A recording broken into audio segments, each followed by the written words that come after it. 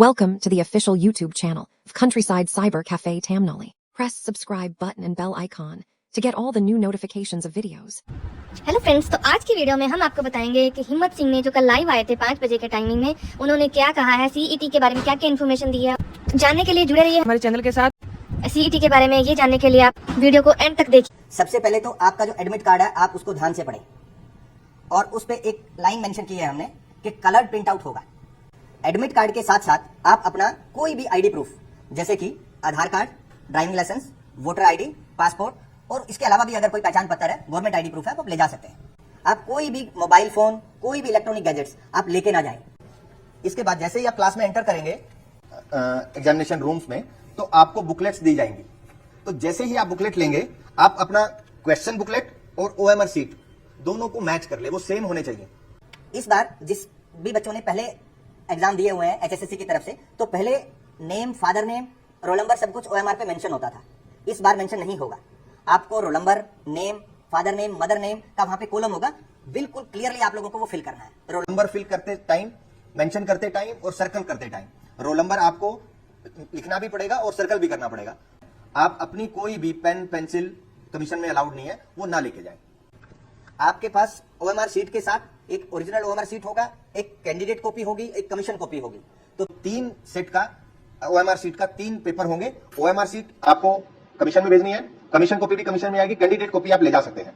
ध्यान रहे कि आप कमीशन कॉपी और ओएमआर सीट को ना लेके जाएं। डिस्कस कर रहा हूं, सबसे मोस्ट इंपोर्टेंट पॉइंट ये है कि बच्चे ओएमआर सीट पे स्मजिंग ना करें, स्क्रैचिंग ना करें। और एक हमने कमीशन ने इस बार नई चीज शेयर की है आप लोगों के साथ। आपको जब भी आप क्लासरूम में जाएंगे और 24 क्वेश्चन बुकलेट का एक बुकलेट आपके पास एक पैकेट आएगा। हमने इंस्ट्रक्शंस में, अपने एसओपी में भी मेंशन किया है, जो इन्विजिलेटर होंगे वो आपको उसको कि वो सील्ड पैक है या नहीं है वो आपको दिखाएंगे। और अगर वो सील्ड पैक है तो क्लास में से कोई भी 2 बच्चे उसको साइन करेंगे उस पैकेट को।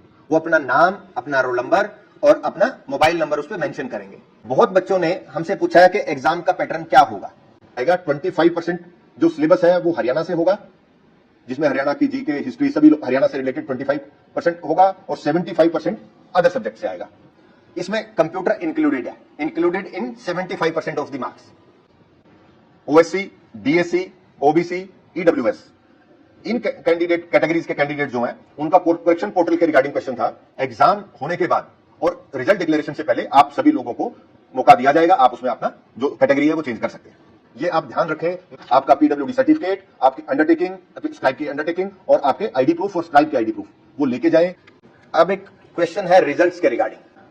एग्जाम के बाद एक स्कैनिंग का प्रोसेस होता है, स्कैनिंग होगा, उसके बाद रिजल्ट।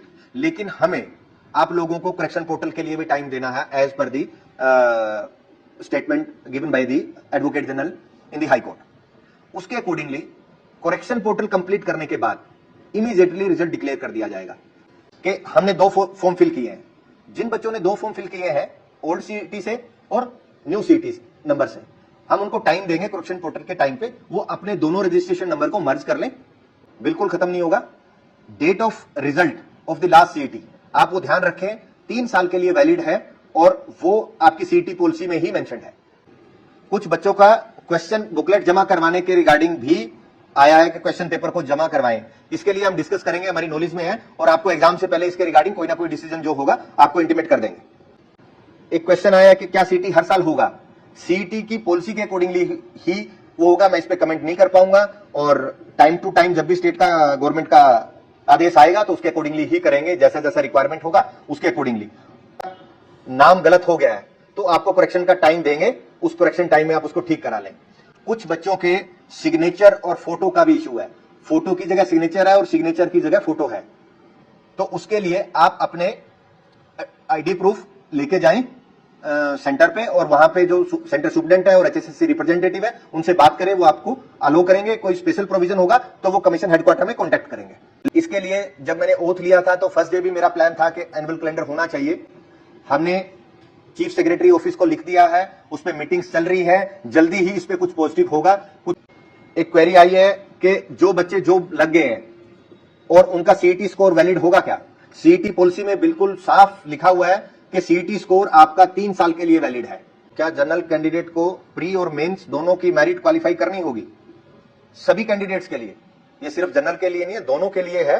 आपको सेकंड एग्जाम और अगर आप दोनों का सेम, अगर कोई कैंडिडेट सेकंड एग्जाम में सेम मार्क्स ले लेता है तो आपका सीईटी का स्कोर देखा जाएगा, उसके अकॉर्डिंगली ही एलोकेशन होगा। क्वालिफाइंग मार्क्स क्या है, तो जनरल कैटेगरी के लिए क्वालिफाइंग मार्क्स है 50 और रिजर्व कैटेगरी के लिए है 40। ये मुझे डिस्कस करना पड़ेगा, मुझे नहीं है, लेकिन अगर ऐसा कुछ होगा तो हम इसको कर सकते हैं, इसमें कोई प्रॉब्लम नहीं है। मैं इसको डिस्कस करूंगा और आपको सोशल मीडिया पे इसका अपडेट दूंगा।